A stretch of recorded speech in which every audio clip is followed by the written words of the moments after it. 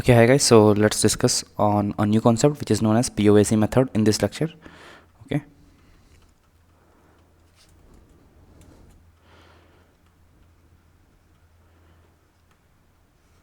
Okay, so this is principle of atom conservation.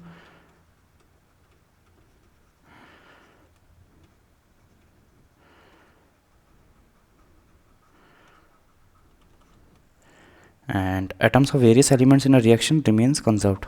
So this method says, or this principle says, that atoms of various elements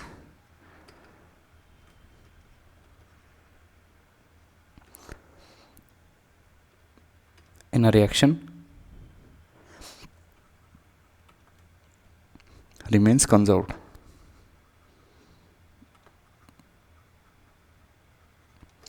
Okay, so number of atoms of various elements remains conserved in a chemical reaction, and moles of every element remains conserved. Okay, so let's see one question on it. So we have 55.2 grams of K2CO3. Okay, and this was reacted by a series of reagents so as to convert all the carbon to,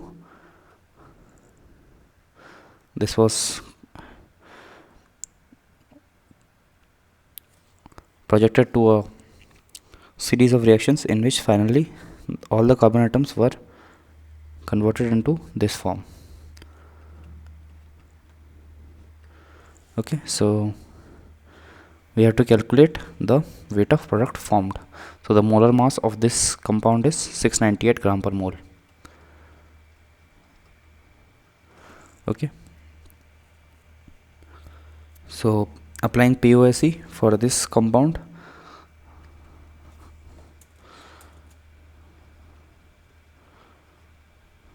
applying POAC for carbon element or rather carbon atom, so we would have the relationship that carbon atoms of, or rather atoms of carbon in K2CO3 should be equal to atoms of carbon in K2ZN3Fe Cn whole 6 whole twice. Okay, and similarly moles of carbon in K2CO3 would be equal to moles of carbon in this compound. Okay, so what is the moles of carbon in this compound? Moles of carbon in this compound would be given weight of K2CO3 over molar weight of K2CO3, which is 138, which would be equal to moles of carbon in this atom would be upon 698 into 12, as 12 atoms of carbon are present in this compound. Okay, from here you can calculate the weight of product formed.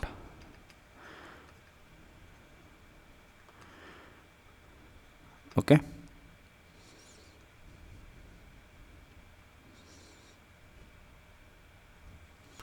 so next question is, from the following reaction sequence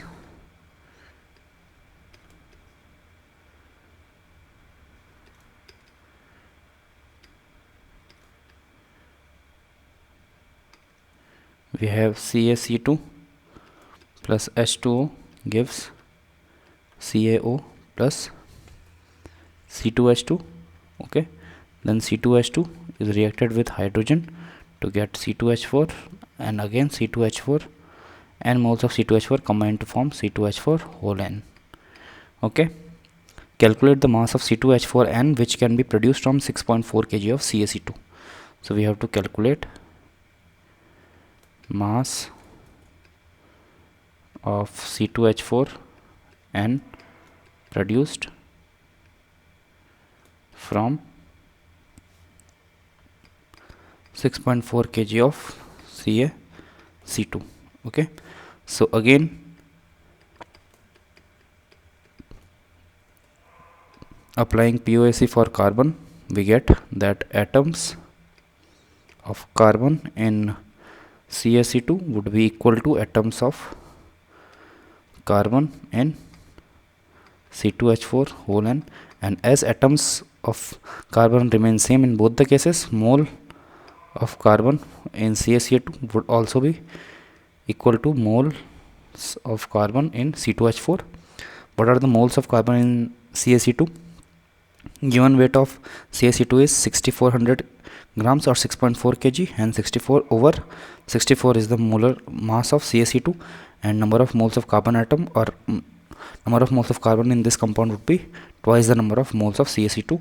This would be equal to moles of carbon atom in C2H4 whole n. So moles of carbon atom in C2H4 whole n would be Wt is the weight of C2H4 whole n divided by 28n would be the molar mass of C2H4 whole n multiplied by 2n would be the total weight of carbon atoms in the compound, which is C2H4 whole n. And n get cancelled, so the weight we get 14 here, so the weight we can get is 2.8 kg weight of the mixture, or rather C2H4 whole n. This 2.4 kg or rather 2.8 kg of C2H4 is produced. Okay, let's look at another example. So the question is, how much gas in liter will be produced at 180 m and 0 degree Celsius or 273 Kelvin when 9 grams of oxalic acid was heated with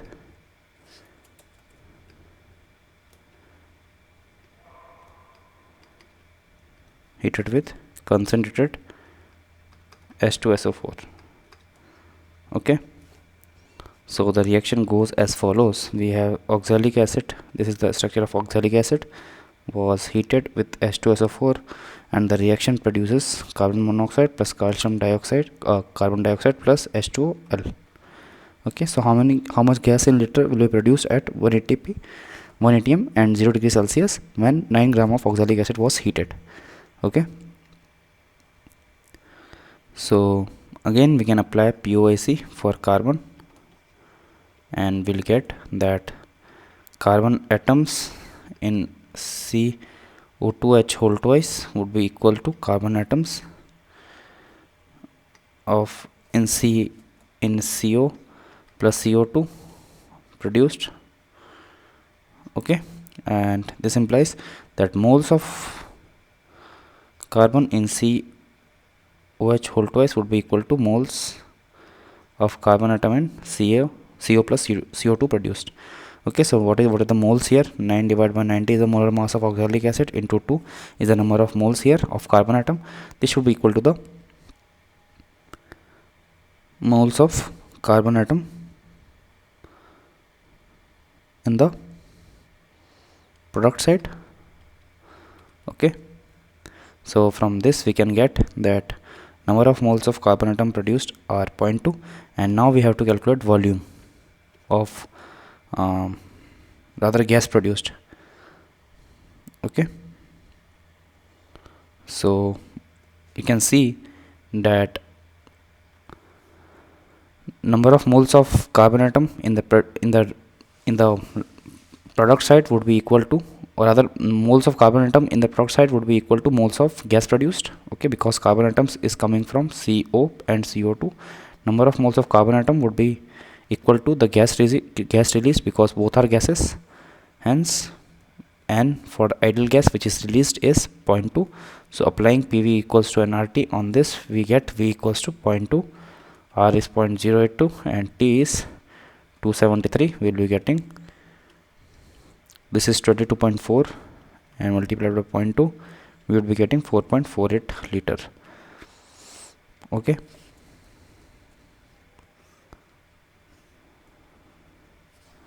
so with this we come to an end of this lecture. In the next lecture we'll be discussing concentration terms. Okay, so till then, good luck and goodbye.